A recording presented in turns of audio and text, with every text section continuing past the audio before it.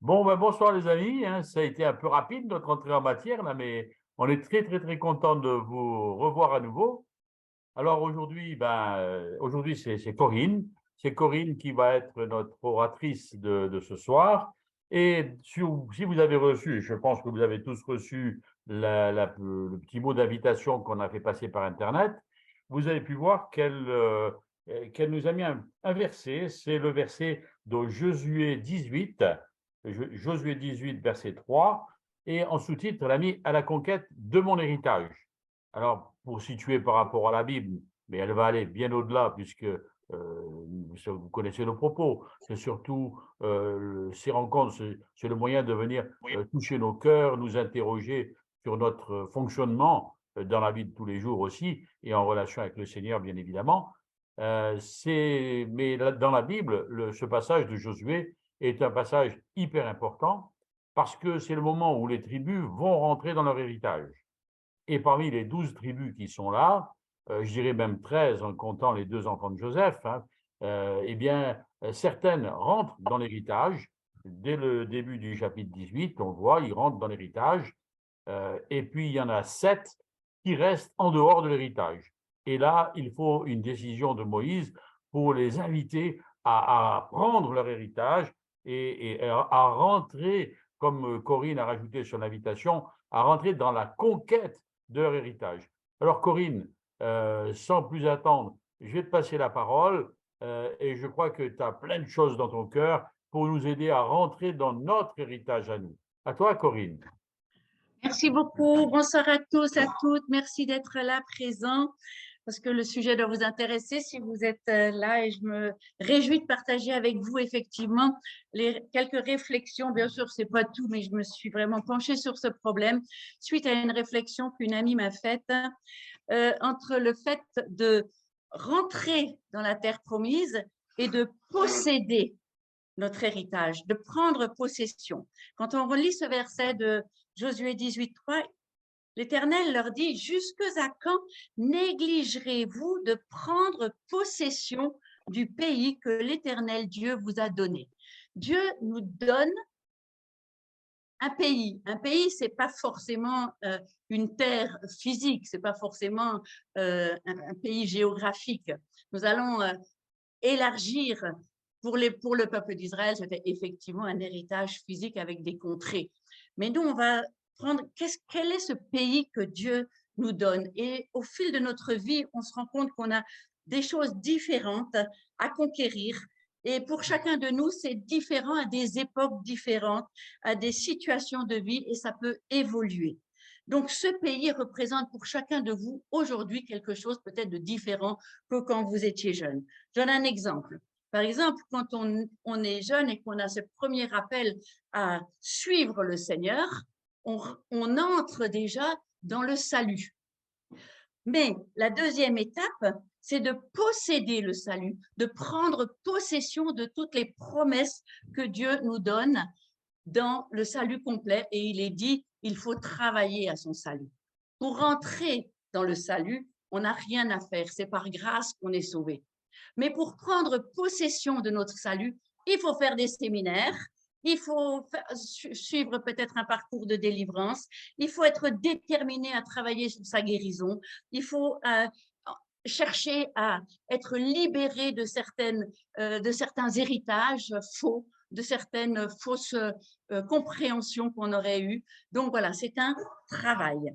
Donc je voudrais à ce propos parler de cet héritage juste en quelques mots, de toutes ces bénédictions spirituelles qui nous restent à conquérir alors qu'on est rentré dans le salut. Éphésiens 1, verset 3 nous dit que béni soit le Dieu et Père de notre Seigneur Jésus-Christ qui nous a bénis de toute bénédiction spirituelle dans les lieux célestes en Jésus-Christ. Donc, ce n'est pas nous aura, nous bénira, mais on est déjà béni de toutes ces bénédictions spirituelles. On voit au verset, ça c'est le verset 3, verset 18, il est dit que pour que vous sachiez quelle est l'espérance qui s'attache et quelle est la richesse de la gloire de notre héritage qu'il réserve à ses saints. Donc, on voit qu'on a tout un héritage dont il faut prendre possession. Il nous l'a donné, mais beaucoup d'enfants de Dieu, donc moi aussi, je n'ai pas la plénitude en Christ de tout ce qu'il nous a donné. Et on voit au verset 22 qu'il a donné tout ça à qui? À l'Église, verset 23, qui est son corps, la plénitude de celui qui remplit tout en tout. C'est tout un chemin. Ce n'est pas seulement une entrée. L'entrée, c'est un début, mais ensuite, il y a une possession pour arriver jusqu'à la plénitude de la possession de toutes les bénédictions que nous avons. Donc ça, c'est pour le salut. Mais on a d'autres exemples de Canaan ou de terre promise. Quand on est jeune, on voudrait se marier. Et pour combien le mariage semble être un Canaan? On passe des années à attendre l'élu de notre cœur. J'ai une amie qui a attendu 38 ans la promesse. Elle a été fidèle pendant 38 ans. Elle s'est mariée il y a 2 mois. Et elle m'a dit combien il fallait être vigilante pendant l'attente de la promesse pour rentrer dans le mariage. Et elle est rentrée pure et bien dans le mariage. Et maintenant, elle me dit, mais c'est tout un travail de rester dans cette alliance et de posséder vraiment toutes les promesses que Dieu nous a données par rapport au mariage. Eh bien, exactement. C'est exactement ce que j'ai vécu aussi. On se réjouit de rentrer dans la promesse que Dieu a faite, qu'il est bon que 2 se mettent ensemble.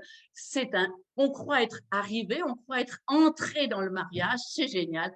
Mais en fait, si on ne possède pas ces promesses liées au mariage, liées à l'alliance de 2 qui sont comme Christ et l'épouse, un seul corps, et qu'on est l'image de l'Église et de l'époux, c'est tout un travail pour prendre possession de l'héritage qui est attaché à l'alliance.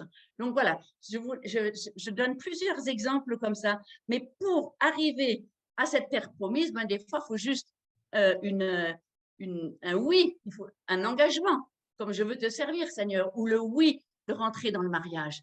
Mais la conquête, pour que le mariage devienne vraiment une alliance selon le cœur de Dieu, je peux vous assurer que c'est un travail, si ce n'est pas au quotidien, au moins c'est hebdomadaire, parce que il y a des objectifs à atteindre, il y a de la motivation, il y a une détermination à être unis en Christ, ensemble.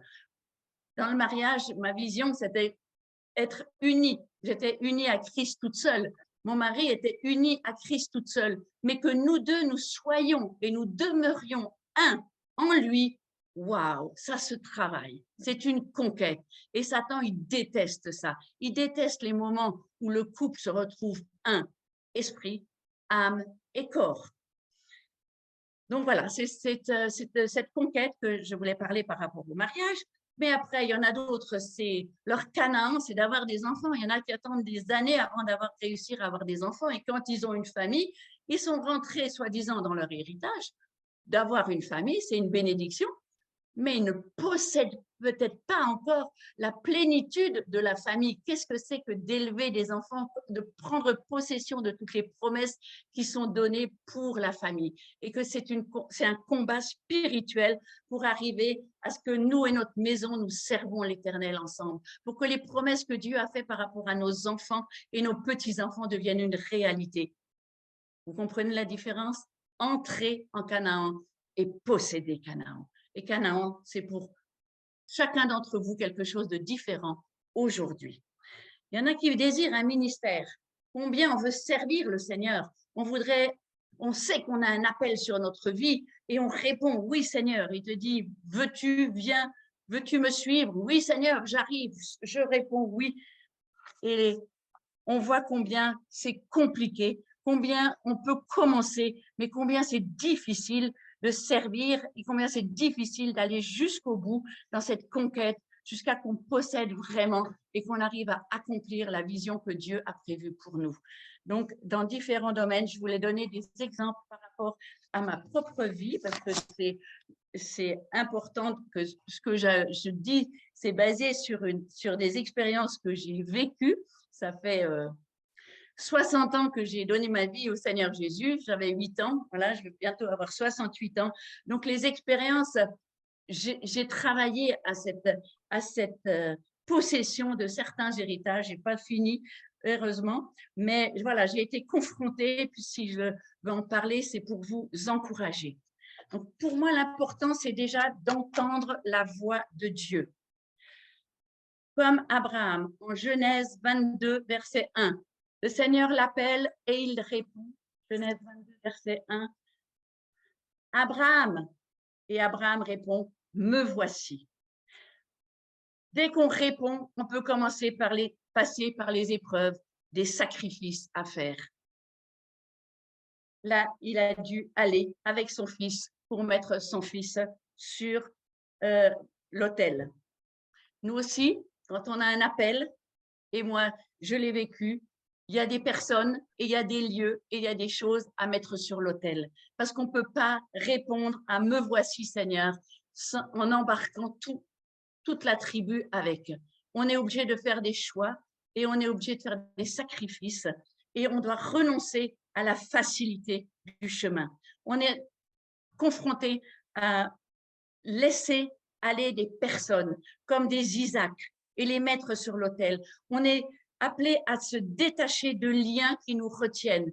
Nos enfants peuvent être un lien. Mes enfants ont été un lien et le Seigneur a dit, mais détache-toi, Corinne, j'ai besoin de toi. Et combien c'est difficile quand on est appelé par le Seigneur et à faire ce genre de choix pour ne pas être retenu et ramené toujours en arrière. Donc, c'est important de laisser le Seigneur faire, nous aider à nous séparer et à nous détacher et ensuite à ne pas faire de compromis. On voit Abraham qui va à la montagne et il est confiant que Dieu pourvoira. J'aime beaucoup cette image à l'Éternel. À la montagne de l'Éternel, il sera pourvu. Jéhovah Jireh. On aurait envie de faire des compromis, on aurait envie de trouver, combien souvent j'ai aussi eu envie de trouver mes solutions à moi, et le Seigneur me demande de lâcher et de faire confiance, d'avancer, sans savoir quelle sera sa solution, comment lui nous sortira d'affaire, et de lui faire confiance. Ma foi, confiance, repose pas seulement sur l'appel, mais repose sur le fait que Jéhovah Jireh est là. C'est Jéhovah Jireh qui sera ta source. C'est Jéhovah Jireh qui sera ta ressource. C'est Jéhovah Jireh qui, au fur et à mesure où tu feras des pas de foi, pourvoira. Il pourvoira pendant ta marche. Il te donnera l'eau pendant la marche. Et combien c'est important et combien j'ai pu expérimenter ça dans la conquête de l'héritage. Je parle particulièrement pour ceux qui connaissent mon histoire d'atteindre Rehoboth, qui a été pour moi comme un Canaan, comme une vision, une promesse que Dieu m'avait faite, que j'aurais cette maison en Guadeloupe, que j'aurais ce centre d'accueil pour les femmes, que j'aurais cette maison. Mais combien ça a été compliqué, long et qu'il a fallu de la persévérance, de la détermination, de la volonté et surtout une conviction inébranlable que c'était la voix de l'Éternel que j'avais entendue. C'est Dieu qui m'a envoyé et que ça m'a donné la niaque pour ne pas revenir en arrière alors que beaucoup de situations étaient apparemment désespérées à plusieurs moments dans ma vie. Ça a été vraiment compliqué. Mais voilà, pour ça, c'est ce que j'ai envie de dire. Il y a cette obéissance à cette voix. J'ai un verset j'ai mis en relation deux versets importants par rapport à cette obéissance. Parce que oui, il faut oser l'aventure de la foi et ensuite il faut obéir. Et j'ai Éphésiens, je vais vous lire, c'est peut-être un peu osé le rapprochement que je fais, mais je me permets de le faire parce qu'il m'a parlé à plusieurs reprises et je vous le partage. Éphésiens 3, verset 20, on le connaît bien ce verset. Or, celui qui peut faire par la puissance qui agit en nous infiniment au-delà de tout ce que nous demandons ou pensons. On a un projet nous, on sait que Dieu peut faire au-delà. Mais Ésaïe, j'ai rapproché avec Ésaïe 30, versets 15b et 16. Mais vous ne l'avez pas voulu. Verset 16, vous avez dit non, nous prendrons la course à cheval. Tellement souvent, j'avais envie de me rebeller contre le projet que l'Éternel me disait. Je pense et j'ai au-delà de ce que tu peux imaginer, vas-y, obéis à la façon dont je te dis de faire. Et moi, non. Vous avez dit non, nous prendrons la course à cheval.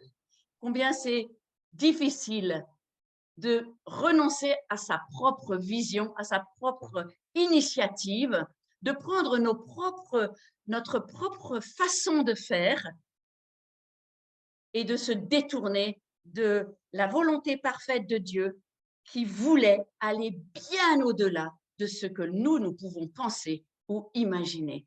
Et ça demande une remise en question, du renoncement et de la repentance parce que souvent, on voulait faire à notre façon et j'ai voulu faire à ma façon et ça n'a pas fonctionné pour aller jusqu'au bout pour arriver et j'ai dû faire marche arrière et j'ai dû me soumettre à la volonté parfaite de Dieu pour arriver plus loin. Donc, l'obéissance à cette voix, à cette parole, à la manière de faire de Dieu qui est souvent bien au-delà de notre manière de penser ou d'imaginer. Évidemment, quand on parle de conquête, on pense à Josué. Alors, j'espère que je ne vais pas trop vite, mais je suis tellement passionnée par ce que j'ai à dire. On va lire Josué 1, verset 2. Il nous dit, « Maintenant, lève-toi, passe ce Jourdain pour entrer dans le pays que je donne aux enfants d'Israël, que je te donne et que je donne aux enfants d'Israël. Tout lieu que foulera la plante de ton pied, je vous le donne. » Donc, j'entends, moi, un maintenant. Donc, il y a un temps. Des fois, on n'est pas dans le maintenant de Dieu, mais on est dans le maintenant pour moi. C'est mon temps à moi et je pense que c'est à moi de faire. Mais il y a un temps de Dieu. C'est maintenant que Dieu te dit, lève-toi. Et lève-toi, c'est un mouvement. Ça demande une mise en marche. Ça demande qu'on se bouge, on se lève et on fasse un pas dans la direction de la promesse, dans la direction du chemin que Dieu nous indique. Et il nous dit, tout lieu, et ça c'est suivi par une promesse. Là, on s'accroche à la promesse, je dois y marcher dans cette promesse. Je dois prendre possession, et là, c'est avec les pieds. C'est une conquête pédestre dans le sens physique. Je vois qu'on va prendre possession aussi du terrain. Et je me vois à Rehoboth, je me vois monter sur cette colline et marcher sur ce chemin et marcher autour de cette maison et prendre possession de ce lieu pour y mettre l'âme, pour y mettre l'Esprit du Seigneur, pour y mettre les promesses de Dieu avant de pouvoir l'avoir pour de vrai. J'étais là sur ce terrain et je priais et j'intercédais. Je n'avais pas encore eu le crédit, je n'avais pas encore eu l'argent, mais c'était déjà le moment où il fallait marcher autour de la muraille, marcher autour pour en prendre possession. Donc, des fois, on a des pas de foi à faire pour faire venir, pour faire arriver à l'existence des choses qui ne sont pas. On les appelle, mais aussi en posant nos pieds et en priant et en prenant possession par la foi de la promesse que Dieu nous a donnée d'entrer, d'aller plus loin. Donc, cette conquête de Rehoboth, c'était très important pour moi, physiquement aussi, de faire ces pas et d'entendre cette voix de Dieu qui, chaque fois, à chaque pas, me disait « Fortifie-toi, prends courage, ton Dieu est avec toi dans tout ce que tu entreprendras. » C'est pas juste en restant en prier dans mon canapé que j'ai réussi à entrer en possession de Rehoboth, de cette maison d'accueil qui m'attendait. C'est en entreprenant des choses. Et ce n'était pas évident pour moi parce que je me retrouvais toute seule, je n'avais pas d'homme à mes côtés, mais il fallait commencer à entreprendre des choses pour m'assurer que le Seigneur était avec moi. Mon Dieu est avec moi dans tout ce que j'entreprends, donc ça veut dire que je dois agir pour le garder avec moi. Pour qu'il continue à être avec moi, je dois avancer, je dois faire des pas et je dois me fortifier. Comment se fortifier et comment prendre courage?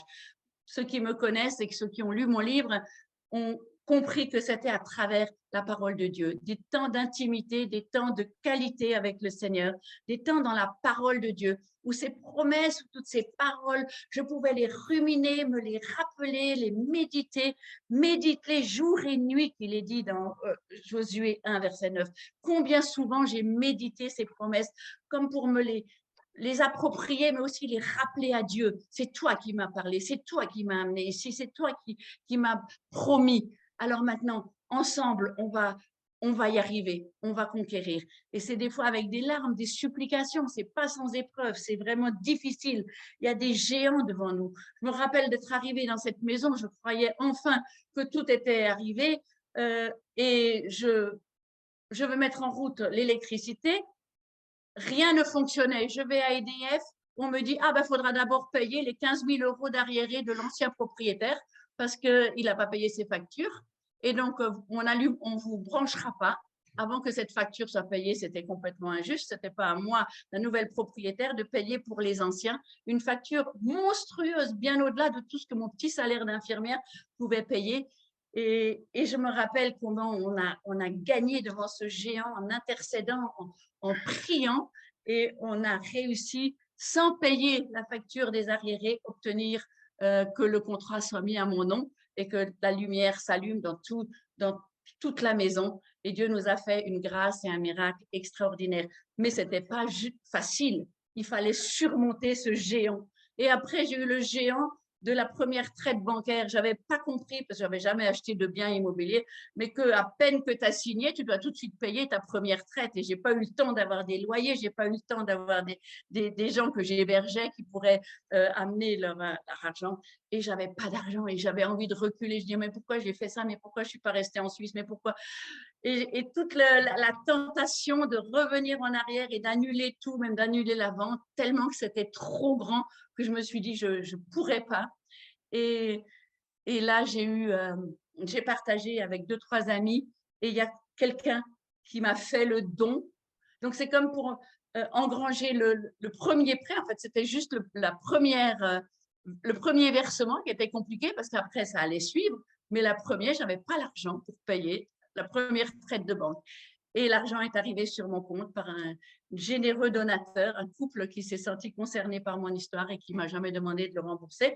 Et ça a amorcé la pompe après. Mais voilà, c'est des défis de foi chaque fois devant des géants. Et surtout, le premier géant, c'est effectivement l'argent. Combien souvent le manque d'argent, les impossibilités financières m'ont fait des frayeurs à ne pas pouvoir dormir la nuit parce que je ne savais pas comment posséder mon cadavre. J'étais rentrée dans Rehoboth, les lumières s'allumaient, mais j'avais plus d'argent pour payer mes factures et rien du tout. Et je me retrouvais là comme une petite bonne femme apeurée, incapable. Et le Seigneur m'a fait grâce en me faisant, voilà, il a répondu à mes cris et il m'a fait vivre des miracles. Et donc, c'était, voilà, des pas de foi pour abattre ces géants, pour surmonter ces défis. J'en ai vécu quelques-uns. Ensuite, il fallait renoncer, une autre étape, au compromis et réussir à résister, à me faire voler mon rêve, mon projet, ma façon de vivre dans Rehoboth, tout ce que j'avais conçu. En fait, il y a toujours des voleurs de vision ou des personnes bien intentionnées qui sauraient mieux faire que ce que toi tu as reçu. Et puis, si tu n'es pas campé dans ton identité et campé dans ce que Dieu t'a dit et comment ça devait se passer, eh bien, on est tenté de faire des compromis et peut-être de s'associer avec des collaborateurs, peut-être très bien, très chrétiens. Là, c'était en l'occurrence un pasteur d'une église où j'allais, qui avait très envie de s'impliquer dans cette maison, qui voyait tout à fait comment lui pourrait en profiter, et combien c'était difficile de résister à cette pression, parce que ça m'aurait simplifié la vie, ça m'aurait enlevé justement des défis financiers, parce que j'aurais eu une aide extérieure, mais avec cette aide extérieure, un compromis, et moins de liberté, parce que je n'étais plus maître à bord, on aurait partagé l'héritage. Et Dieu m'a mis en garde à plusieurs reprises et il fallait tenir ferme sur cette association. Alors, des fois, c'est très bien, mais quand le Saint-Esprit nous parle, il faut savoir obéir et trouver les bons collaborateurs et surtout attendre jusqu'à ce que ça soit juste. Parce que quand c'est juste, ça coule, ça vient, la bénédiction suit et on peut avancer dans la prise de possession de la bénédiction. Donc, j'ai continué comme ça et le Seigneur m'envoie au bon moment, mais vraiment quand je ne savais plus comment faire, en renonçant à ce pasteur qui voulait me prendre en fait dans son projet à lui d'église, associer ma maison dans son projet, c'était très bien pour lui. D'avoir tenu ferme, je me suis dit, mais comment je vais y arriver? Là, du coup, je n'ai personne pour m'aider pour les travaux, j'ai personne pour si, j'ai personne, je me suis tout coupée de tout. Et là, le Seigneur, il m'envoie mon neveu, imprévu, mon neveu Luc qui débarque et puis qui vit des expériences spirituelles dans cette maison au-delà de ce qu'il pensait. Il se fait baptiser dans ma piscine. Et avec lui, j'ai eu un vrai soutien, un ami, quelqu'un qui a restauré, réhabilité les espaces et surtout qui s'est engagé dans la prière. Tous les travaux qu'il faisait, il n'arrêtait pas de prier pendant tout le temps qu'il travaillait. Il priait pour cette maison et il m'aidait à prendre possession aussi par la prière. Et on a mis en place le fait de prendre la Sainte Seine ensemble dans cette maison pour faire du combat spirituel, pour éliminer tous ces voleurs, enfin voleurs, vous comprenez, hein, Satan qui utilise des personnes pour venir nous voler, nous détruire, tuer des rêves, tuer la vision. Et avec Luc, vraiment, c'est un souvenir inoubliable de ce neveu qui est arrivé comme un ange et qui a été un ami de confiance et qui m'a aidé à trouver des solutions, qui a mis de l'ordre dans mes papiers, qui m'a fait des classeurs, qui m'a rangé les choses. Ça a été juste extraordinaire. Et le fait de prendre la Sainte Seine et la communion ensemble, ça nous unissait ensemble. On était, voilà, une grande tante et un neveu, mais c'était juste suffisant, c'était deux pour que le Saint-Esprit soit là au milieu de nous. Et le Seigneur, il nous a vraiment bénis et on a pu comme ça avancer. Le Seigneur cherche, nous donne des amis en qui on peut faire confiance et prier ensemble. Et c'est ça que ça sert, l'amitié, c'est ça. On a prendre possession de nos promesses, de nos héritages, mais c'est important d'avoir des amis, l'amitié, pour pouvoir prier ensemble, pour pouvoir partager nos soucis et puis relever les défis, avoir des solutions. Le Seigneur donne à l'un ou à l'autre des idées et combien c'est important dans la possession de l'héritage de pouvoir partager avec des amis fidèles et purs de cœur qui viennent pour servir le même Seigneur. Et donc, vraiment, je peux bénir ce jeune homme pour l'aide qu'il m'a apportée. Et voilà. Je voudrais parler là d'un verset qui me touche aussi, combien c'est important de faire confiance à Dieu qui est le rémunérateur et le pourvoyeur et le consommateur. J'aime beaucoup me dire que Hébreux 11, verset 6, Jésus est le consommateur de la foi. Et en fait, la prise de possession d'un héritage, la prise de possession de nos bénédictions, il faut une foi démesurée, il faut une confiance totale et se laisser Dieu être le rémunérateur. Et lui, il rémunère justement. Lui, il sait faire de façon juste et pourvoir au bon moment par rapport à nos besoins spécifiques. Donc, j'ai aussi expérimenté ça. Et ça, c'est une partie du verset. Mais après, nous avons Hébreux 10, 36 qui nous dit « Nous avons besoin de persévérance ». Je voudrais vraiment lire ce verset. Hébreux 10, verset 36. Vous avez besoin de persévérance afin qu'après avoir accompli la volonté de Dieu, vous obteniez ce qui vous est promis. Là, de nouveau, dans ce verset, j'entends deux étapes. On a besoin de persévérer et persévérer, c'est tenir envers et contre tout.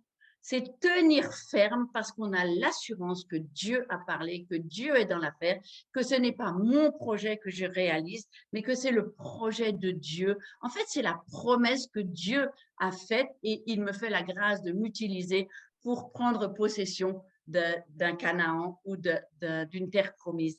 Et en fait, quand on persévère en faisant la volonté de Dieu, on obtient ce qui vous a été promis. Ce verset est d'une grande richesse. Je vous donne vraiment de le méditer pour vous si vous êtes en chemin dans la réalisation d'un objectif, d'un rêve, d'un désir de votre cœur, que vous êtes en marche dans la prise de possession de votre Canaan, dans la prise de possession de votre héritage. Vous avez besoin de persévérance afin qu'après avoir accompli la volonté de Dieu, vous obteniez ce qui vous est promis. J'espère que ça parle à des personnes et qu'on réalise combien c'est important de garder les temps. Il y a un temps pour persévérer, un temps pour accomplir la volonté de Dieu et un autre temps pour obtenir ce qui nous est promis. Et dans tout ce parcours, j'ai aussi le verset de Luc 22, verset 32, qui venait très souvent et que je veux vous lire. Quand le Seigneur, il dit à Pierre, verset 32, le Satan vous a réclamé pour vous cribler, mais j'ai prié pour toi, afin que ta foi ne défaille pas. Combien souvent on voit que Satan s'acharne pour que les enfants de Dieu ne prennent pas possession de toutes les promesses, de toutes les bénédictions, de tous ces Canaans, de toutes ces terres promises qui sont devant eux. Satan est là pour les cribler et Jésus est là pour prier. Jésus est encore debout aujourd'hui pour chacun de vous. Il est l'intercesseur auprès du Père et il intercède pour vous pour que votre foi ne défaille pas. C'est important de voir Jésus qui intercède encore pour vous. Il l'a fait pour Pierre, mais il intercède pour chacun de vous aujourd'hui pour que votre foi ne défaille pas. Vous avez Jésus vivant qui intercède encore aujourd'hui. J'ai prié pour que ta foi ne défaille pas, ne te décourage pas et ne te laisse pas décourager par quiconque autour de toi qui utilise les circonstances pour enlever ta force, pour te déstabiliser avec des raisonnements qui sont humains, avec des solutions qui sont humaines. C'est à toi que la promesse a été donnée, c'est à toi que la vision de Dieu a été donnée. Alors ne te laisse pas distraire et ne te laisse pas dévier dans l'acquisition de ta promesse. C'est vraiment ce que je veux te laisser ce soir. On va écouter tout à l'heure un chant bientôt et je voudrais que vous compreniez combien c'est important que chacun se réapproprie ce soir les promesses que Dieu vous a faites et le Canaan qu'il vous a promis. Vous pouvez y rentrer, vous allez y rentrer et vous allez être déterminés pour posséder cette terre promise qui est pour chacun de nous et des différentes terres, comme j'ai dit au début, à différents moments de votre vie. Et quand vous aurez réussi à pénétrer et à prendre possession une nouvelle terre promise, un nouveau rêve de Dieu va être déposé dans votre cœur. Parce qu'en fait, Dieu dépose, il cherche des personnes à qui déposer ses rêves, ses visions dans vos cœurs pour que vous les accomplissiez avec lui. Et c'est toute la bénédiction que je propose pour vous ce soir, que vous receviez les rêves de Dieu pour que vous rentriez avec lui en possession de cet héritage.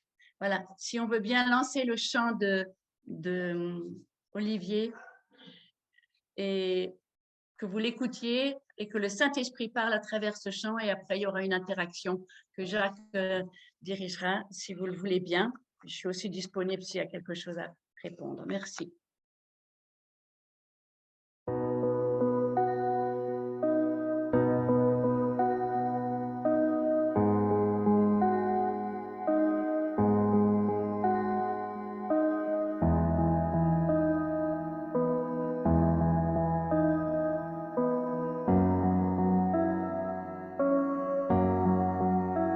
Si Dieu a mis un rêve dans ton cœur, écris-le, garde-le comme un trésor. Quoi qu'on dise, protège la vision avec passion. Oh, yeah.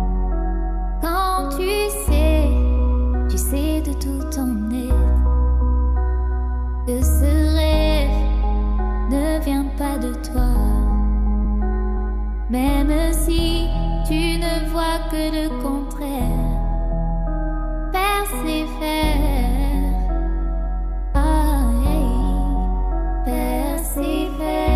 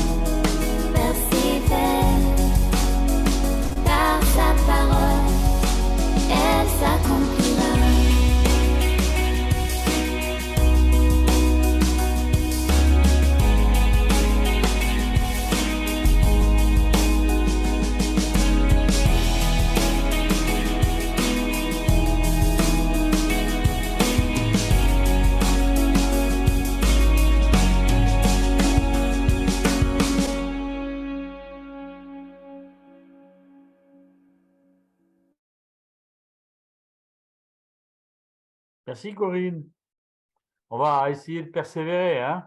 J'ai l'impression que tu as mis ce verbe dans notre cœur comme un moteur pour les jours et les années, les mois et les années qui viennent. Merci Corinne. Alors les amis, on va prendre un peu de temps maintenant, si vous voulez bien.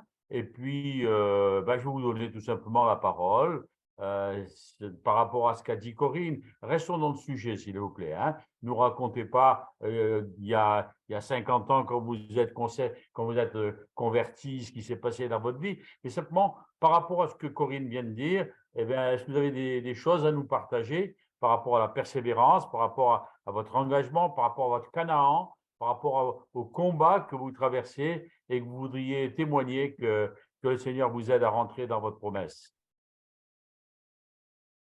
Moi, je voudrais vous dire bonsoir à tous.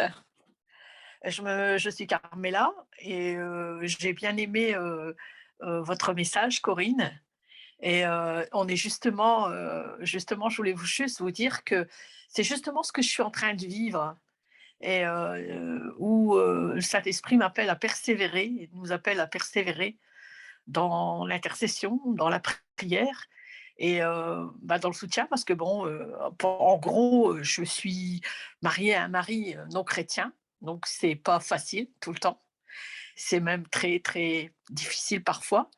Mais là où Dieu m'appelle m'appelle justement dans ce que tu as nommé, ce que vous avez nommé, pardon, comme passage dans Josué. Et souvent, dans ces versets, je me suis reconnue parce que Seigneur me parlait souvent dans ces versets. Et j'ai quand même un témoignage où je dois dire que la persévérance, ça paye quand on vraiment on s'accroche vraiment de tout notre cœur à Jésus et qu'on croit vraiment que le Seigneur est là, il va intervenir et qu'il est tout puissant et que rien ne peut l'arrêter, que rien ne lui est impossible et qu'il va au-delà de ce qu'on peut penser et imaginer.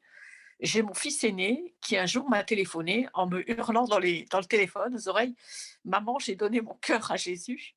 Il était marié, il avait des enfants et on a fondu en larmes. J'ai fondu en larmes parce que waouh, c'était waouh!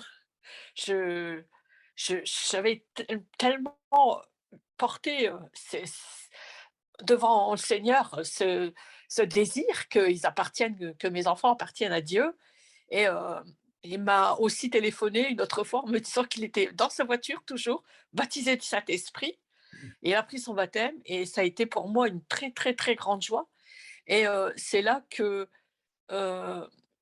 j'ai reconnu que, bah, Seigneur, il s'arrête jamais.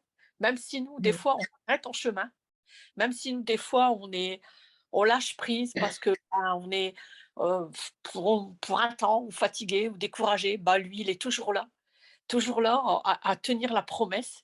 Et ça m'a vraiment, vraiment, mis, remis, vraiment encouragée profondément parce que je me dis et chaque fois que je me décourage, parfois, je repense à cette situation, je repense à ce qui s'est passé quand il m'a téléphoné, quand il m'a dit qu'il avait donné sa vie au Seigneur, qu'il s'engageait, qu'il s qu'il s'est malgré qu'il s'est marié avec une fille qui n'a pas du tout le même regard et elle est pas chrétienne.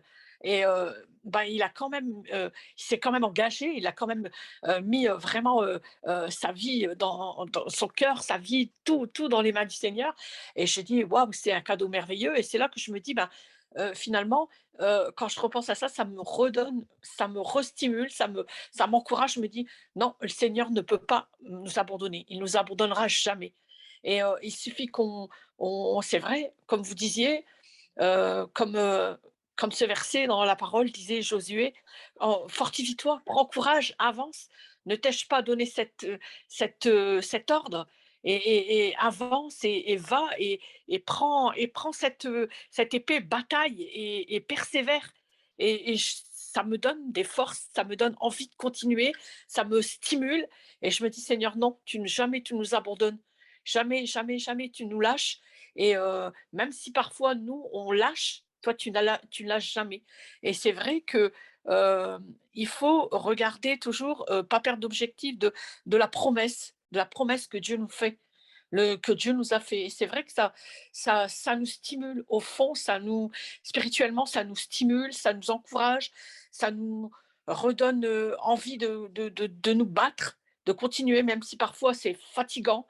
Mais voilà, il faut y aller. Et je me dis: «Seigneur, vraiment, tu es là». Et une chose que j'aime faire aussi, que le Seigneur m'encourage et me stimule dans ces moments-là, c'est partir dans l'adoration, adorer le Seigneur. Et je me sens en joie, je sens la joie venir en moi, la paix. Et ça me redonne des forces et je me dis: «Non, il faut aller à la montagne, il faut gravir la montagne, il faut batailler, il faut prier». Et il y a beaucoup de choses, c'est vrai, qui interfèrent autour de nous parfois. C'est vrai qu'il y a des batailles, on a des batailles, mais on a aussi c'est un Dieu tout-puissant. Un Dieu tout-puissant parce que des fois, on ne comprend pas la situation, des fois, on ne comprend pas les choses qui nous arrivent. Et on le Seigneur, il y a un temps établi, un temps pour nous répondre, un temps pour nous montrer, à quel moment. Et c'est vrai, des fois, on a tendance à vouloir, bah, aider le Seigneur, bah, on va faire comme ça et puis on va faire alors que non, pas du tout. Seigneur, il est là et il a déjà prévu, il a déjà fait ces choses.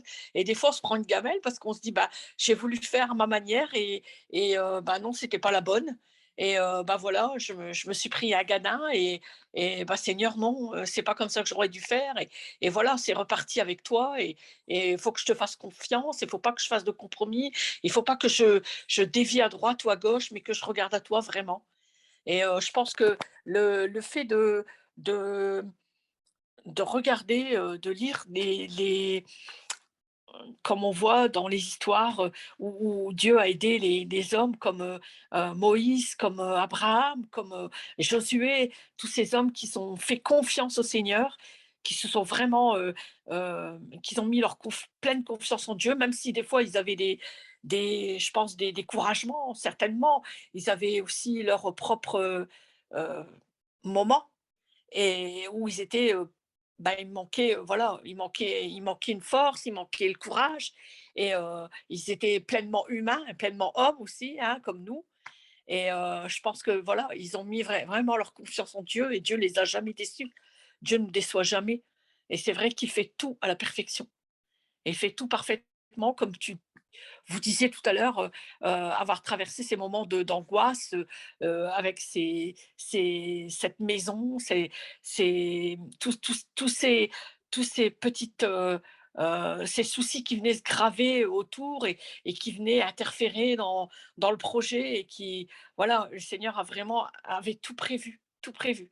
Mais, on a des craintes, on a des doutes parfois et c'est vrai que Dieu nous appelle à vraiment à lâcher prise, à vraiment tout lâcher, vraiment lui faire confiance pleinement. Et ça c'est pas toujours évident. Mais, Oh, moi je peux dire Merci. que j'ai vu, vraiment la main de Dieu agir dans dans mon dans ma famille et ça m'a vraiment, vraiment beaucoup encouragée. mhm. Voilà ce que je voulais dire. Merci beaucoup, merci beaucoup. C'est vrai que c'est beaucoup une notion de confiance, de lâcher prise, parce qu'on a vite fait de vouloir reprendre pour nous et par nous le combat pour essayer de sortir d'une situation. Et Corinne a eu raison d'insister sur la confiance et on doit se laisser conduire, hein. Merci beaucoup. Quelqu'un d'autre qui veut intervenir? Oui, Sylvie, en bas. Tu peux mettre ton micro, voilà. Oui, oui, bonjour, oui, oui, je m'appelle Sylvie, oui.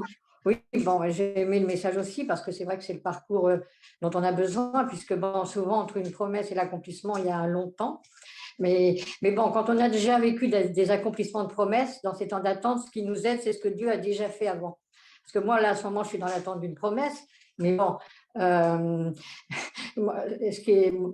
verset que j'aime bien aussi, moi, c'est foi et persévérance pour hériter des promesses. Parce que parfois, je disais au Seigneur, mais Seigneur, j'ai l'impression que je crois, puis je vois rien, mais il disait, oui, mais foi et persévérance. Et c'est vrai que c'est peut-être le plus dur pour nous. Et euh, moi, c'est moi qui avais demandé à votre comment il s'appelle, à Martin, j'avais demandé ce que devenait le pasteur Hartnagel, parce que c'est un pasteur qui a marqué ma vie au niveau spirituel. Et il y a une phrase dans les moments où j'attends, où j'en peux plus d'attendre, où ce pasteur-là disait toujours, serons-nous toujours là à l'heure de Dieu? Parce que je crois qu'il y a un timing pour que Dieu accomplisse ses promesses. Et il disait toujours, et moi je disais, bon, ben Seigneur, moi je veux, bon, pas avec toi. Moi j'ai appris qu'avec le Seigneur, à partir du moment où on veut, il le fait. Il est fidèle pour le faire. Et dans les temps d'attente, moi ce qui m'aide aussi, c'est qu'il nous fait des clins d'œil. Il nous fait des clins d'œil, parfois au travers d'un message, un message prophétique, d'une personne même qui ne sait rien, qui nous dit quelque chose qui va dans le sens de la promesse. Et heureusement qu'il y a tous ces encouragements, ce que j'appelle les clins d'œil du Seigneur, pour nous faire tenir jusqu'au bout, quoi. Mais voilà, quoi. Mais j'ai bien aimé, parce que c'est vrai aussi, pas de compromis, c'est sûr. C'est pas facile. Moi aussi, j'ai dû couper avec certaines choses, mais bon, le Seigneur est fidèle. Comme le dit le chant, oui, sa promesse s'accomplira. Voilà. Quelqu'un a posé la question sur le chant, justement, demandé qui était l'interprète. Est-ce que Martin, alors l'interprète du chant s'appelle Sarah Cover. C'est Hein, ça. je lis ça dans les Je viens de les informations. mettre dans le. Mais c'est D'accord, un chant de Olivier Chewa. Hein. d'accord. Très bien. Tu nous mettras les interventions, les éléments dans les discussions pour la réunion, s'il te plaît. Voilà. Est-ce que quelqu'un d'autre veut intervenir? J'ai Didier, Béatrice, là, il y a une main qui s'est levée. Je ne sais pas si c'est Oui. pour intervenir. Oui, Ouais, bonsoir. bonsoir.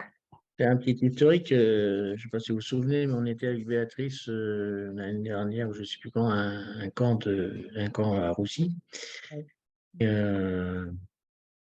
en fait, on avait reçu cette parole qu'il fallait qu'on parte d'où on était, que tant qu'on restait liés, alors tu parlais des liens avec certaines personnes, Dieu ne pouvait pas nous envoyer plus loin et nous faire grandir dans notre appel, et que ce n'était pas la volonté de Dieu. Donc j'ai beaucoup aimé ce que tu as dit, et je vais préciser une chose par rapport à ça, c'est qu'on l'a fait. Hein, on a rompu les liens, on est en route pour partir dans un nouveau département. Et à partir du moment qu'on a pris cet engagement avec Dieu, ça se fait sur c'est pas encore fait physiquement, mais bon, c'est fait spirituellement, c'est pas ce que je veux dire. Et ben Dieu nous a mis en face des personnes avec qui on allait travailler, et je voulais dire qu'il y a un de vous qui m'a donné une noix en me disant, ben, la personne avec qui tu vas rencontrer la personne qui va casser la noix et qui va libérer tout ce que Dieu a mis en toi, c'est en cours. Je voulais juste, c'est en cours, ça y est, j'ai vu la personne et je commence à travailler avec elle. Donc c'est géant, voilà, dans un ministère de délivrance, de guérison et prophétique. Et voilà. Et en même temps, je dis à Dieu, Seigneur, tu m'envoies dans une région où je connais personne, mais je veux en face de moi, en tant que ministère prophétique, je veux en face de moi des prophètes. Parce que, au moins un, qui est soit mon vis-à-vis, pour veiller à ce que je délire pas complètement, quoi. Hein, parce que, et comme la parole dit, l'esprit des prophètes est soumis aux prophètes, moi, je veux absolument avoir un vis-à-vis. Et il m'en a donné 10. Je suis dans un groupe de prophètes suisses. Qui sont des pointures, quoi, qui sont là. Alors, fils c'est français, qui travaille avec Pierre-Daniel Martin et Anne Griffith. Donc, voilà. Donc, merci Seigneur. Moi, je suis bien là. Je suis cool. Je suis avec des gens comme il faut pour moi. Voilà. Donc, merci papa, merci parce que tu pourvois à tous nos besoins, tu pourvois à cette simple demande que j'ai même pas priée, j'ai dit simplement, c'était comme ça, j'ai mis, Seigneur, moi, il me faut quelqu'un en face, je peux pas aller tout seul comme ça, pouf, voilà, dit. Et, donc, c'est assez intéressant, et on a trouvé la maison rapidement. On va emménager normalement. Bon, les travaux, on va avoir des travaux là cet été, mais on va emménager fin septembre, début octobre. Voilà, donc on attend maintenant, on sait ce que Dieu veut faire. On attend maintenant dans une attente, je dis, à ce que j'appelle l'attente active, c'est-à-dire pas on attend que ça se passe, mais on est en route, quoi. Et pour voir comment ça va se mettre en place. Mais on est vraiment dans la paix, et avec Béatrice, c'est génial, quoi, ce qui se passe. Et on fait très attention justement de ne pas se faire voler la vision, parce qu'entre-temps, il y a eu une manœuvre faite par les anciennes personnes avec qui on était pour nous culpabiliser et essayer de nous récupérer, en nous entendant des choses qui n'étaient pas du tout d'actualité. Et voilà, donc on a tenu bon, on a dit non, on les a confrontés, terminé, bon voilà. Et ben merci papa, parce que ça avance et ça se passe très très bien en fait. On est très étonnés de voir comment il nous a fait rencontrer des gens qu'il fallait, y compris un conducteur de travaux qui n'est pas chrétien, mais qui devient un très bon contact. Voilà. Donc, ça va être très intéressant. Moi, je dis merci Seigneur parce qu'on va avancer. Eh ben, Et bienvenue au entre-temps, Canada, hein. Merci. entre-temps, beaucoup. il y a une possibilité que je rentre aussi en politique là-bas dans la commune. Donc, voilà, ça s'ouvre déjà. Donc, alléluia, Seigneur, on y va. Exactement. Ah, Très bien. Merci. Merci beaucoup. Merci. Quelqu'un d'autre? Oui, Sydney. Tu mets ton micro, s'il te plaît. Bien, j'arrive. Tu peux couper le tien? Je voulais juste rebondir sur ce que disait Carmela à un moment donné. Elle s'est presque excusée en disant que parfois on lâche prise. Moi, je pense qu'il faut lâcher prise. Parce que Ça résonne un faut petit peu, on n'entend faire le pas très Seigneur. bien dans ce que tu On dis. m'entend pas? Hein, ça Pas très résonne. bien. Tu as coupé ton truc? C'est un problème de micro avec l'ordinateur qui est à côté de toi. Ouais, mais il a tout coupé. D'accord, Tant vas-y, pis. vas-y. Donc, je disais, oui, je pense qu'au contraire, il faut lâcher prise.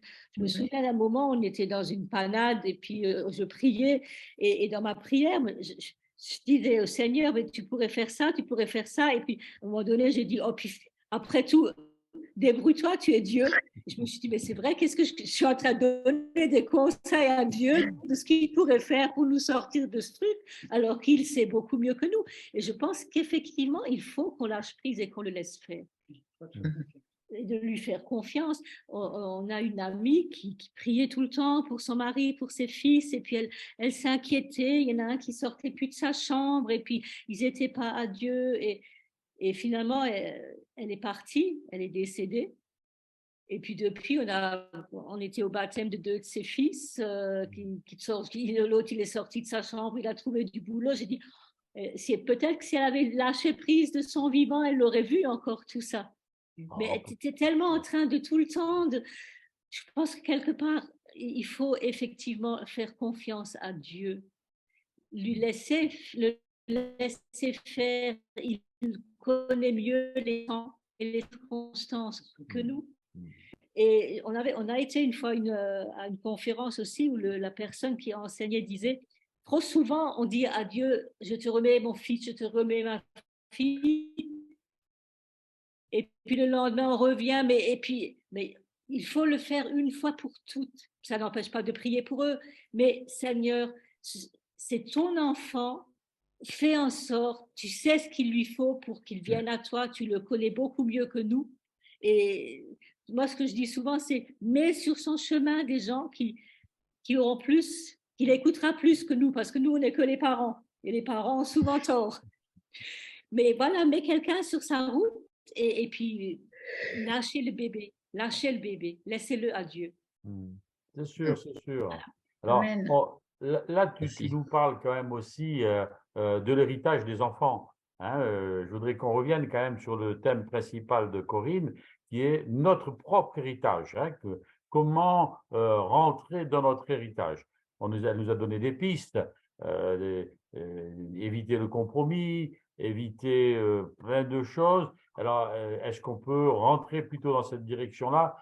Comment entrer dans notre héritage et est-ce qu'on a eu des expériences pour entrer dans notre héritage?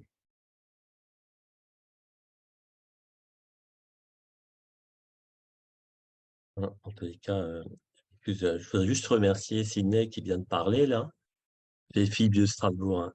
Ouais. Parce que je suis en plein dans cette problématique là des enfants qui sont lâchés, une situation très très difficile. Ça m'a extrêmement encouragé. Merci beaucoup. Je suis venu un petit peu en cours. Hein, je suis beaucoup apprécié ce que Corinne elle a partagé, cette hargne, cette combativité pour pas lâcher la bénédiction. Waouh, franchement, c'est merveilleux.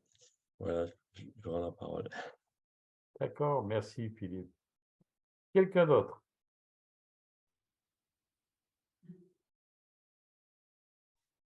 Je regarde les différents écrans. Hein. Manifestez-vous si vous voulez intervenir. Je voudrais juste rajouter un verset, une situation qui est arrivée à Josué, mais qui peut aussi nous servir à nous. Dans le commentaire au début de Josué, il a dit qu'il y a plein de façons que Dieu nous inspire pour prendre possession de Canaan, et entre autres, la ruse. Et qu'au chapitre 9, verset 2, ils disent « Ils eurent recours à la ruse ». Et des fois, le Seigneur nous donne, avec le Saint-Esprit, des idées rusées pour y arriver. Et je trouvais ça intéressant. Est-ce qu'il y a des personnes qui ont eu affaire avec ça? Parce que la conquête commence avec toutes sortes d'armes de l'époque, y compris la ruse. C'est dans les commentaires de la Bible. Je trouvais intéressant parce que des fois, on se dit, oui, on n'oserait pas être rusé. Si, des fois, il faut. Quand c'est inspiré par le Saint-Esprit, on peut être plus malin que le malin et être rusé. C'est quel verset, tu dis? Donne la référence. Alors, oui. La conquête des Gabaonites, Josué 9, verset 4. Ils eurent recours à la ruse et ils se mirent en route avec des provisions, ils prirent des vieux sacs et puis ils ont feinté, quoi. Comme David aussi, quand il a feinté, il a joué au bêta. Des fois, ça peut arriver que ça nous sauve d'affaires, ça nous tire d'affaires d'une situation un peu embêtante. Et ça m'est arrivé. Et voilà. Quand c'est Dieu qui nous l'inspire, ça marche.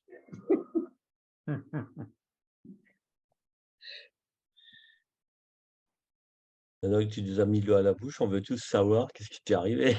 Je sais Non, plus. Je non, sais non, que c'est ça pas m'est grave. arrivé, mais voilà, certainement que j'ai. Je vois des gens là sur mes écrans de contrôle qui ont passé des Canaans, qui ont passé des Jourdains, voilà, qui auraient des témoignages à donner par rapport à la persévérance, etc. Il y a Michel C'est qui veut dommage que intervenir. vous n'ayez pas le courage de vous Partager. manifester parce que ça pourrait être encourageant pour Ben oui, Il y a beaucoup. Michel oui. qui veut intervenir. Michel, tu veux intervenir? Oui, amen. Je me permets, dans un thème comme celui-là, de la persévérance, notre héritage, je pense qu'une des clés, c'est d'abord, est-ce qu'on connaît notre héritage? Est-ce qu'on sait de quoi on est héritier en tant qu'enfant de Dieu?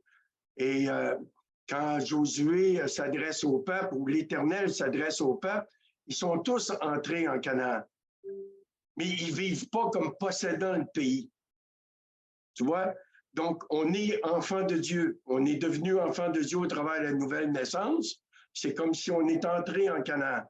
Mais est-ce qu'on jouit de tous les bénéfices qui sont rattachés à notre nouvelle identité d'enfant de Dieu? Donc, c'est vraiment chacun de s'interroger pour dire dans quels aspects, dans quel domaine de ma vie, je ne suis pas encore entré en possession de l'héritage que Dieu m'a accordé. Il y a des aspects de ma vie que j'ai pu m'approprier grâce à Dieu. Et c'est bon de se rappeler qu'on a un héritage nouveau duquel on jouit depuis notre nouvelle naissance, mais on n'est pas totalement entré encore dans tout cet héritage. Et c'est là qu'on a besoin, connaître de quoi je suis héritier, quel est mon héritage, et après le revendiquer, parce que selon la loi, si quelqu'un vous couche sur son testament, vous devenez héritier, et vous ne pouvez pas jouir de l'héritage si vous ne le revendiquez pas. Sinon, c'est la curatelle publique qui va administrer l'héritage parce que vous ne l'avez pas revendiqué. On voit des fois dans les infos, quelqu'un qui a le billet de loterie, un tel, n'a pas été réclamé. Il y a quelqu'un qui a un billet de loterie qui a gagné je ne sais plus combien de millions, mais il n'est pas venu le réclamer. Donc, après un certain délai, c'est la Française des Jeux qui récupère l'argent qu'elle aurait dû verser. Et donc, je crois qu'il est très important de savoir, quel est mon héritage, de quoi je suis héritier, et après le revendiquer avec persévérance, parce que le prix qui a été payé pour que je devienne héritier, ça a coûté la vie à mon sauveur. Dieu lui-même est venu mourir sur la croix pour que je puisse devenir enfant de Dieu, héritier de Dieu, co-héritier avec Christ. Amen. Merci Michel, c'est effectivement quelque chose d'extrêmement important parce que sur les 12 tribus, il y en a quand même 2,5 qui sont restés en dehors de leur héritage. Non seulement on leur a dit « vous allez entrer dans le pays de la promesse », ils l'ont entendu, mais ils n'ont pas voulu y rentrer parce que peut-être par peur, peut-être par souci du monde qui les entourait, ils ont vu que la vallée du Jourdain, le côté est de la vallée du Jourdain était beaucoup plus vert que l'endroit où on voulait les faire rentrer et ils ont un peu baissé les bras. Pour ceux qui connaissent un peu la Bible, donc il y avait en fait Josué 18, 2, donc juste avant le verset 3 dont vient de nous parler Corinne, il nous est dit qu'il n'y a que 7 tribus, 7 qui n'avaient pas obtenu leur héritage, dont 2,5, enfin 2 plus la moitié de tribus de Manassé sont restés à l'est, donc ça fait 10, et il n'y en a que 2 réellement qui se sont implantés, c'était la tribu de Juda et la tribu de Joseph, qui s'étaient implantés et qui avaient pris le pays. Mais le reste, les 7, étaient, comme tu dis, Michel, restés un peu, bon, ok, on a le pays, mais on est là, on est assis entre 2 chaises, à tel point même que certains comme Nephtali ont usé de compromis, ce que Corinne a bien relevé tout à l'heure. Nephtali n'a pas voulu se battre, ils ont fait des arrangements avec les gens. Et que dire de Dan? Dan, ça a été encore pire, parce que comme il ne pouvait pas conquérir le pays qu'il avait, enfin, l'endroit qu'il devait avoir, ben, il est allé combattre ailleurs et il a tué les gens, il les a passés par l'épée. Et là aussi, c'est une espèce de compromis. On ne peut pas avoir ce que l'on doit avoir, alors on va voir ailleurs. Et d'où par la suite, Dan, il est tombé dans l'idolâtrie. Je crois qu'il y a vraiment des choses à respecter dans notre héritage et entendre l'héritage. Et ça, je suis 100% d'accord avec ce que tu dis, Michel. Et puis, comme dit Corinne, se battre pour y rentrer. Mais se battre d'une certaine façon, je dirais. Parce que Benjamin, par exemple, sur les 7 tribus qui n'avaient pas rentré dans leur héritage, si on regarde le moment où ils rentrent dans leur héritage, eux, ils ont le plus petit héritage en Canaan, mais le plus fort, parce qu'il est très près de Jérusalem. Et je crois qu'il y a quand même une idée importante là. Rentrer dans son héritage, c'est bien, mais d'abord et avant tout, être le plus près de la présence du cœur de Dieu. Jérusalem, c'est la ville sainte. Enfin, bon, on ne va pas parler de Jérusalem aujourd'hui, mais c'est surtout pour rester le plus près de la présence de Dieu, hein, et s'entraider. Hein, je pense aux autres tribus, à Issachar et Zaboulon, par exemple. La Bible nous dit qu'Issachar, il savait discerner les temps du Messie, mais Zaboulon, il l'entraidait, il l'aidait. Parce que si l'un lisait la parole, l'autre lui apportait les moyens de subsister. Donc, il y a le combat, c'est sûr. Il y a d'abord entrer dans l'héritage, accepter l'héritage, y rentrer. Et dans le combat, je crois qu'il y a une notion d'entraide, sans compromis, comme l'a dit Corinne très justement, sans compromis, de soutien aussi les uns des autres, parce qu'on ne peut pas combattre tout seul, hein, et essayer d'être le plus près possible du cœur de Dieu. Un peu comme Chiméon. Chiméon, lui, il n'avait même pas de terre. Quand on regarde la répartition des tribus en Israël, Chiméon n'avait pas de terre. Il faisait partie son héritage, il était incorporé dans la terre de Juda. C'est-à-dire qu'il était disséminé. Et les Lévites, c'était encore pire, parce qu'eux, ils n'avaient rien, aucun territoire, seulement ils avaient reçu l'appel de servir les autres. Et je crois que tout ça, ça nous parle à la fois de cet échantillonnage qu'on représente tous, et on rentre en Canaan tous ensemble, et on a un appel peut-être différent, et je crois qu'il faut s'entraider pour rentrer dans cet appel. Hein. Et voilà, c'est ce que j'ai entendu à travers tout ça. Et la conquête de mon héritage, ce qu'il faut savoir, c'est que aussi, si je peux me permettre encore, le mot héritage, en hébreu, c'est le mot nachal. Nachal, c'est l'héritage. Mais en même temps, il a 2 sens. Le premier sens, c'est hériter de quelqu'un, mais aussi le deuxième sens, le mot nachal, c'est le mot rivière, une rivière.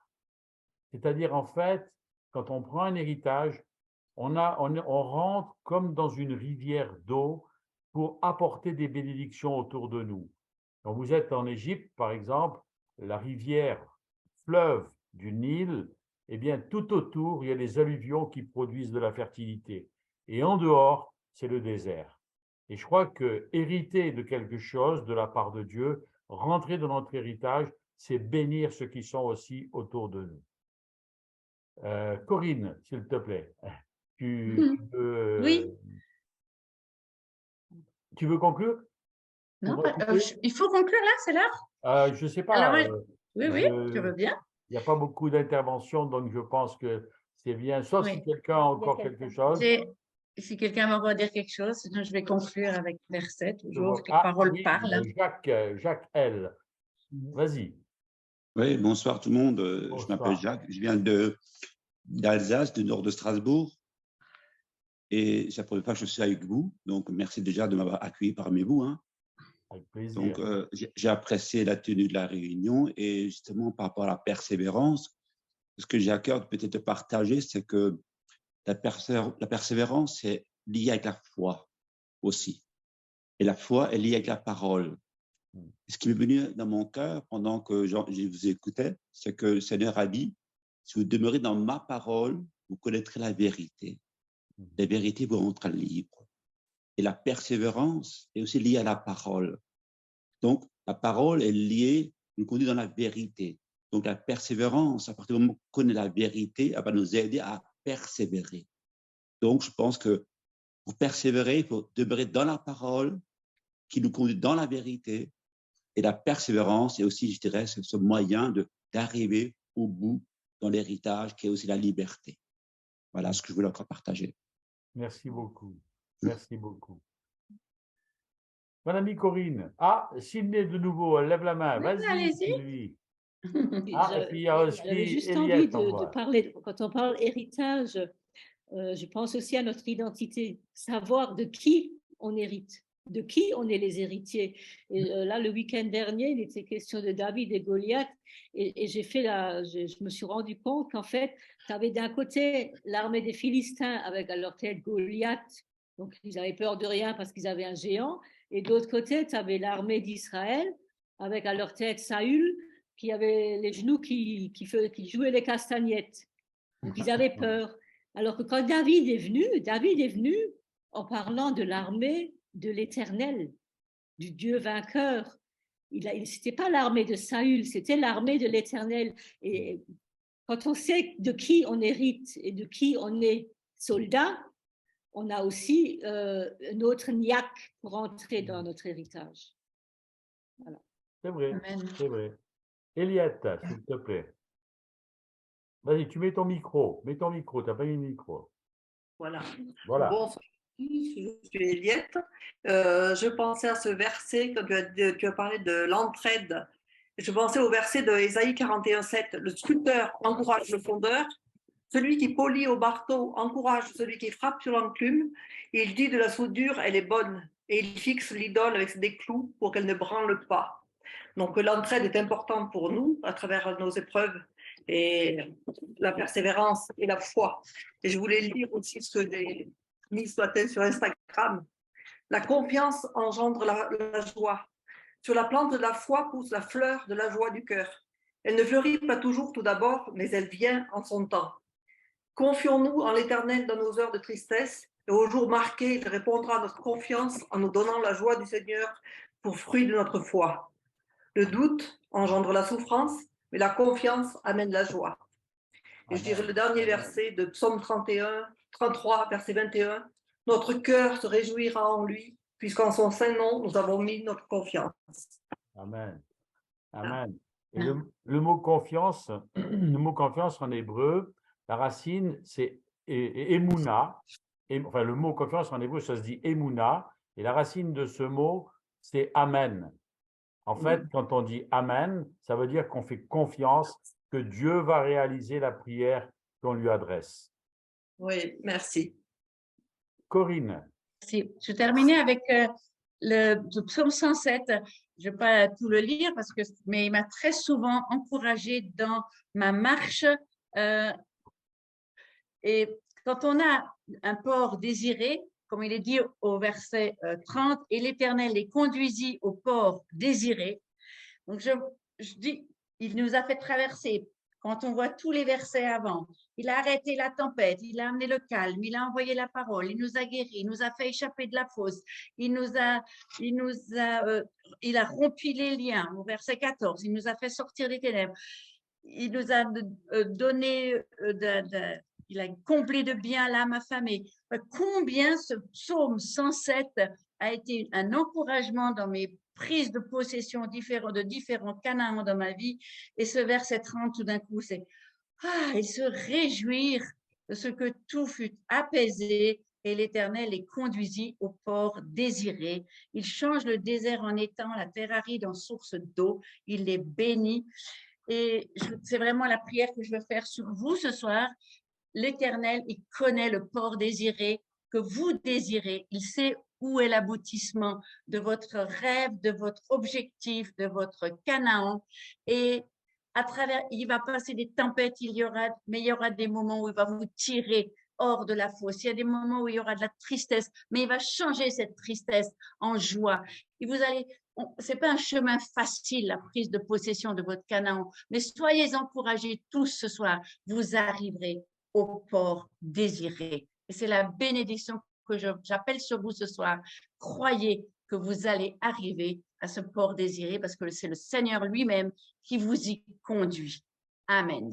Merci Corinne. Nous aussi on dit Amen à ta prière. Hein. Voilà, Martin, est-ce que tu veux bien conclure, s'il te plaît, pour cette soirée? Oui, je vais d'abord, avant de conclure avec tout le monde, je vais remercier tous ceux qui nous ont suivis sur Facebook et sur YouTube. Merci pour votre confiance. Merci aussi pour les commentaires que vous avez laissés. Merci d'avoir été avec nous. J'espère que vous avez été bénis dans votre persévérance, dans votre envie de vous saisir de vos promesses et d'entrer dans votre pays. Et puis, oui, apprendre aussi à lâcher ce qu'il faut lâcher, parce que c'est vrai que j'ai l'habitude de dire que plus on s'oppose à un problème, plus ce problème prend de la force et de la puissance. Et quand on arrive à le lâcher, à l'abandonner, à rentrer dans la confiance de Dieu, voilà, les choses deviennent plus faciles. Donc, merci à ceux qui nous ont suivis. Je coupe maintenant. Bonne soirée à vous.